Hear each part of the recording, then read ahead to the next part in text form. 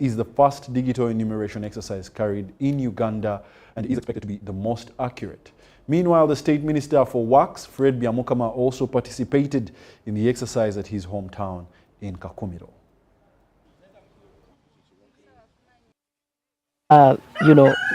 Giving a flat figure of 100 million per parish. But now we shall know how many homesteads are in a parish, in which area.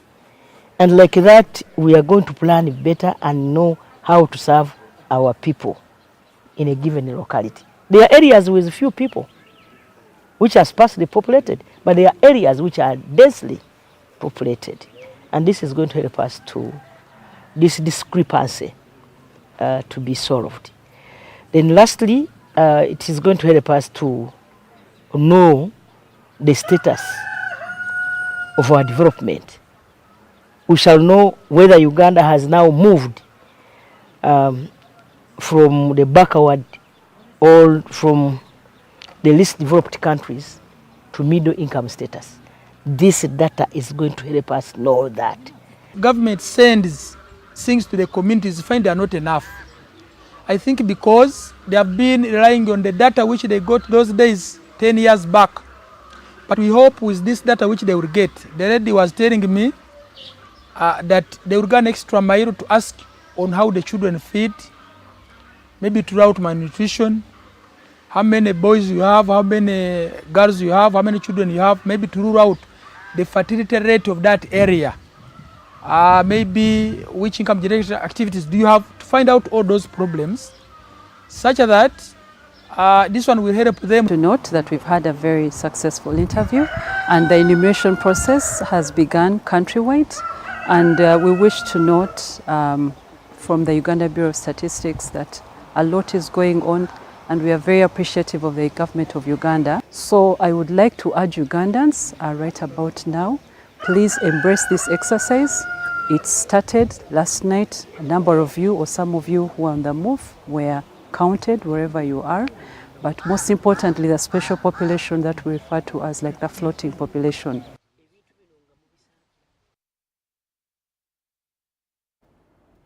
The immediate former Prime Minister, Dr. Ruhakana Rugunda, has called upon the leadership of MUIRI Old Boys Association, which he's a patron to, on the revival of the school's old lost glory. He made these comments during the handover of the association's leadership to a new leadership. With a lot of happiness. In his remarks, Dr. Ruhakana stressed the fact that the school's academic performance had gone down and called upon every old student to motivate the school leadership towards the growth of the school.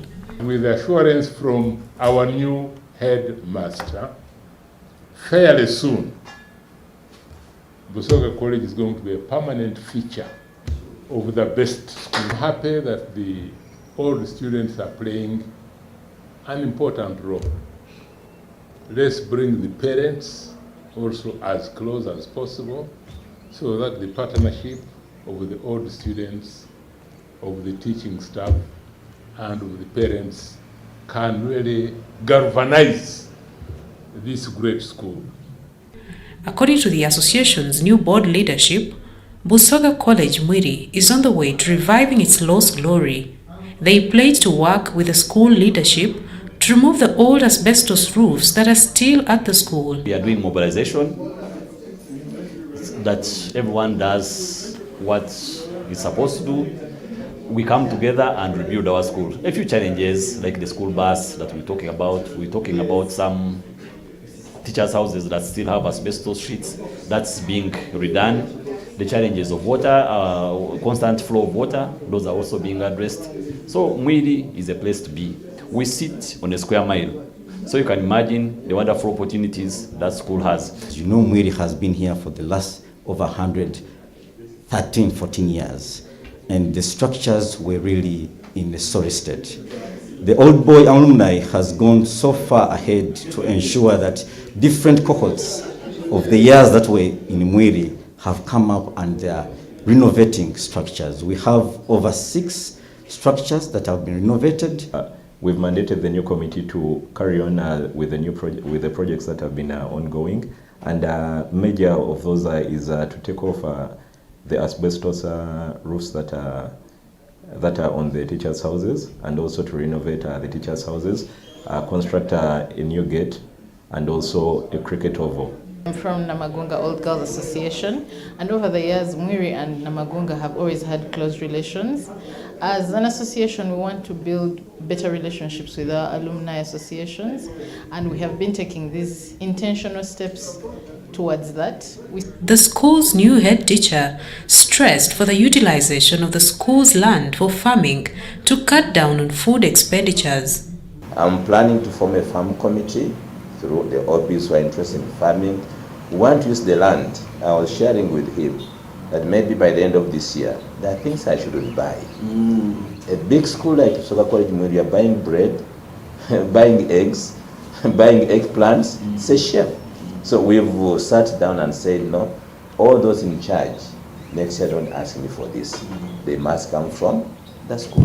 Ubc College MUIRI was established on 25th September 1911, making it one of the oldest schools in Uganda. Mariana Wori for UBC.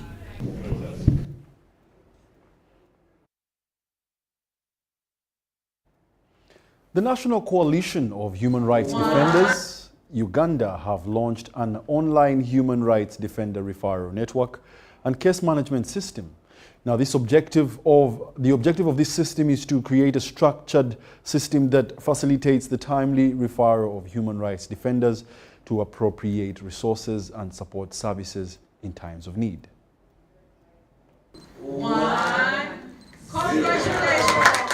Established in 2016, the coalition has been coordinating a national human rights defenders referral network comprising 8 grassroots sub-regional networks with 35 member organizations each, alongside regional and thematical focal persons providing protection services and coordinating responses to human rights defenders at risk.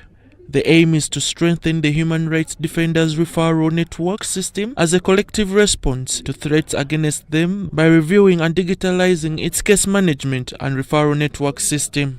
By harnessing technology, we can enhance our communication and collaboration capabilities and streamline the process of capturing and reporting while also protecting data as do not harm principle and confidentiality must be applied. Hassan Sich, the Executive Director of Human Rights Defenders Coalition in Uganda, commended the organization for embracing technology but cautioned against potential system manipulation. As you all know, technology has emerged as an indispensable tool for human rights defenders and civil society, offering my right opportunities to advance our cause. The referral network and the case management system empowers us to analyze cases more effectively. In light of increasing challenges faced by human rights defenders, the online system addresses the critical need for a robust, accessible and efficient support infrastructure. Ruri mwadomo kuandika nnyo ng'okozesa empapula nyingi.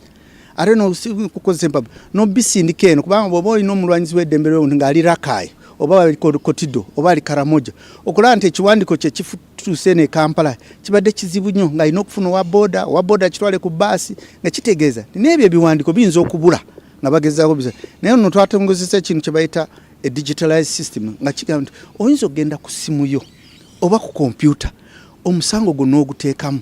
Dorothy Esther, working as the Protection Emergency Officer at the National Coalition for Human Rights Defenders, emphasized the timeliness and potential impact of the system in addressing human rights violations. Must come at a critical time. That we are now going to the 2026 general elections. What is it going to help us? We know that human rights defenders working in issues of governance are usually beaten, challenged, including journalists. So these record violations, and when we are presenting reports to Parliament, they come from such systems that show actually this number of people were beaten, this number of electoral or election violence. This launch marks a significant step towards enhancing support and protection mechanisms for human rights defenders across the nation. Komagum Rogers and Justin Nakame for UBC. And furthermore, parents have been urged to always teach their children values that will shape their future. The managing director of Kiara Events, Joweria Nabuma, said this during an event which has been organized by a baby and kids speaking during day one of the Baby and Kids, which commenced Friday at Umasho grounds in Lugogo, a Kampala suburb.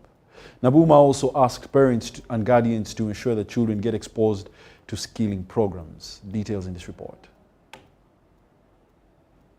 To learn from our speakers, mental wellness for children, mental wellness for adults, financial literacy, nutrition for children and parents, and we have topics like raising the wide generations of parents who are out there. Then for children, you're going to do painting. For children, come and we learn more on how to instill values in our children.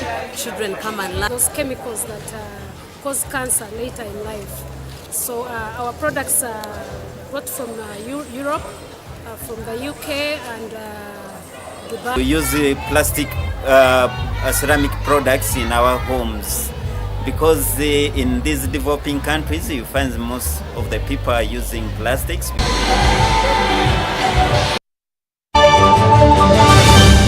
MTN Mama Kutusa live in concert kujahazi PM Nyonyo Mo hip hop kuna rubale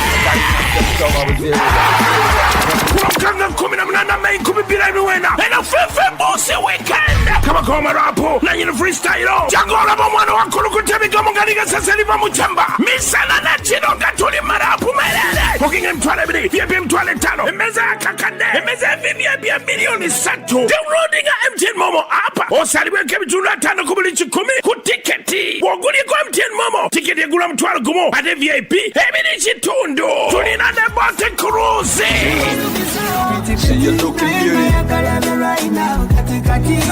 Mitedwa musente MC MTN Momo Give our establishment the angry management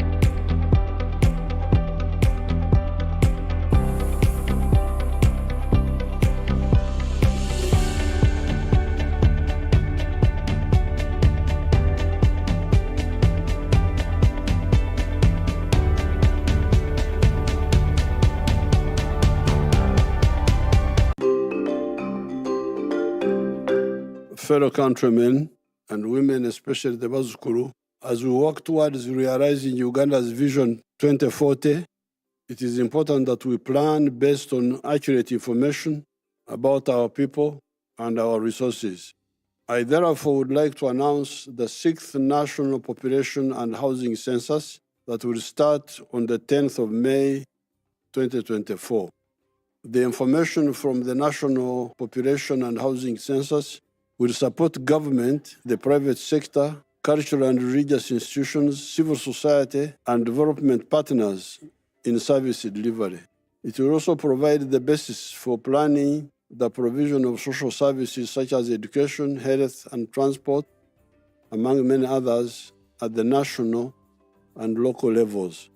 When data collectors or enumerators come to your home during the census, please avail yourselves and provide them with honest answers to their questions. This is in order to enable them to process the most accurate information about you, your household, institutions, and community. I therefore call upon all political, cultural, and religious leaders, private sector players, civil society, the media, and the institutions of the government to support this key national program. The successful execution of this census will influence the well-being of all Ugandans and progress the country towards the desired socio-economic transformation.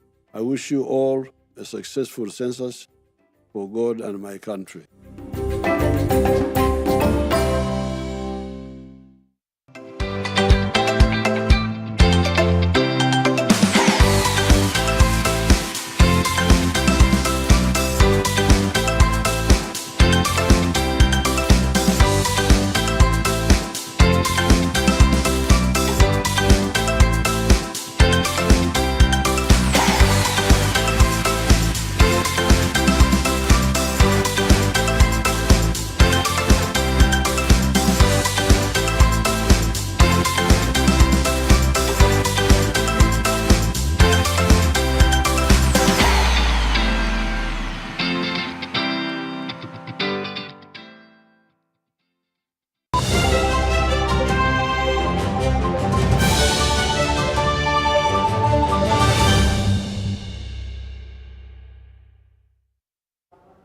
Welcome back. You're still watching the UBC Lunchtime News here at Nile Avenue.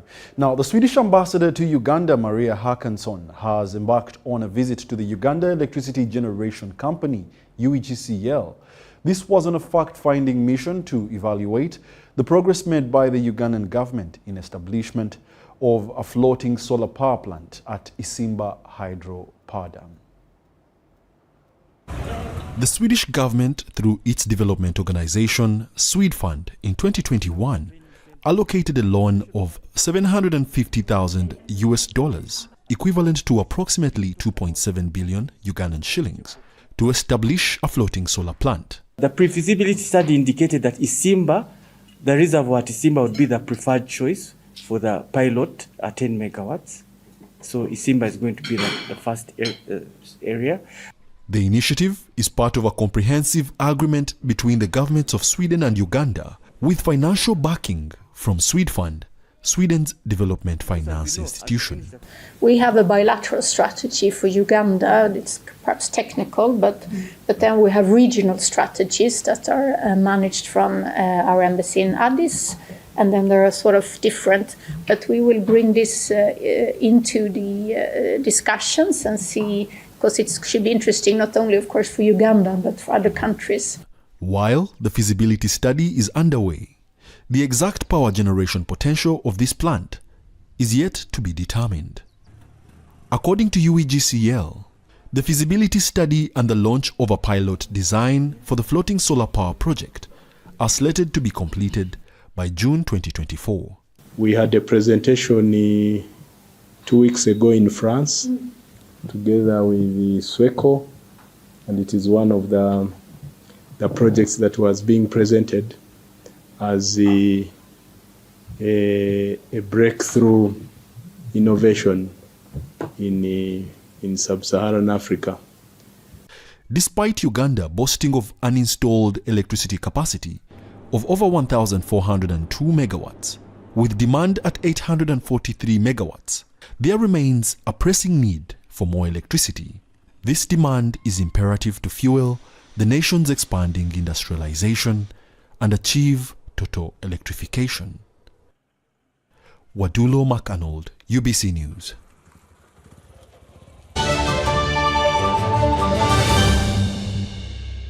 Gear up, grab your running shoes and join the race for life. Run 42, 21 or 5 kilometers to equip Kisoro Hospital's very first ICU. Then, after the finish line, groove all night at the ultimate dance showdown with DJs and performers from Uganda and Kigali. Secure your sport at virungamountainmarathon.org and be a part of history. Save the date, June 1st, 2024 at Shaza Ground, Kisoro Town. Race for a cause. Run for life.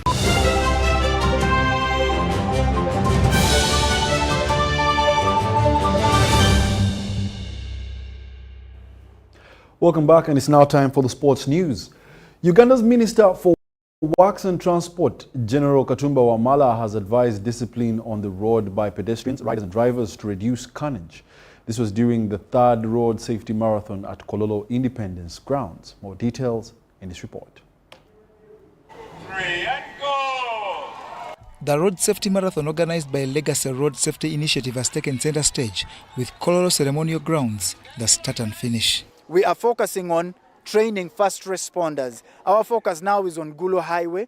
Last year, we did about 3 communities up to Kagoma Trading Center. This year, our intention is to pick from Kawanda, stretching to Luwero. Our hope is that whatever we have raised here today, we'll be able to train these first responders who will be giving rescue and first aid to those that will have been involved in crashes. Uganda's Minister for Works and Transport, General Katumba Wamala, graced the occasion and emphasized responsibility on the road. We may not have been very many in numbers, but the message has been clear that we need to make our roads safer. We make these roads to enable people move fast, but also to trade better.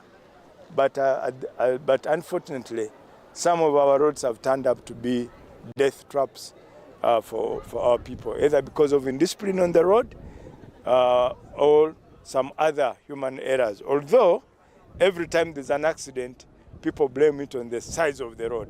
Our roads are narrow, and so people want to defend why we should have accidents. We shouldn't have accidents because we know, if we know the roads are narrow, then let's drive on them responsibly. Uganda Police Force, whose 2023 statistics put the daily deaths on the road to 13 people, called for a concerted joint effort to reduce carnage.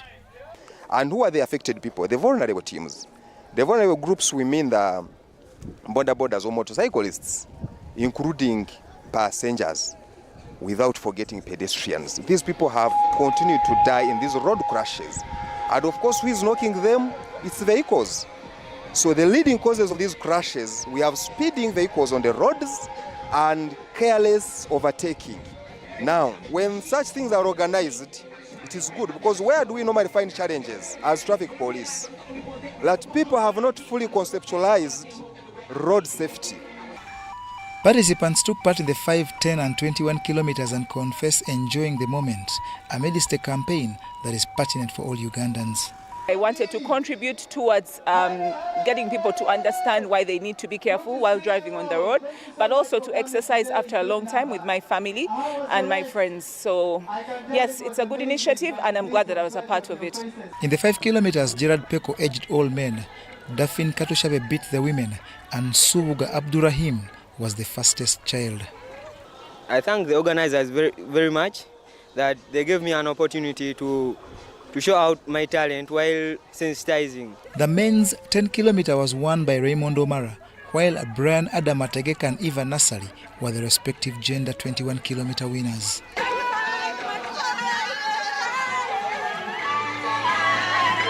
Some of the benefits from this third edition of the Road Safety Marathon will be used to avail medication to disadvantaged accident victims.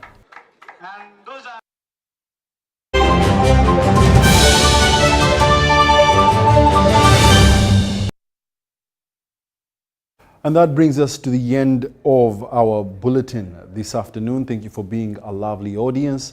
Of course, closing off in style with a marathon brings me to say that how well are you taking care of your bodies? Remember, your body is the temple of the Holy Spirit, so do regularly exercise and keep it healthy. My name is Wadulo Arnold, and see you later on in our subsequent bulletins.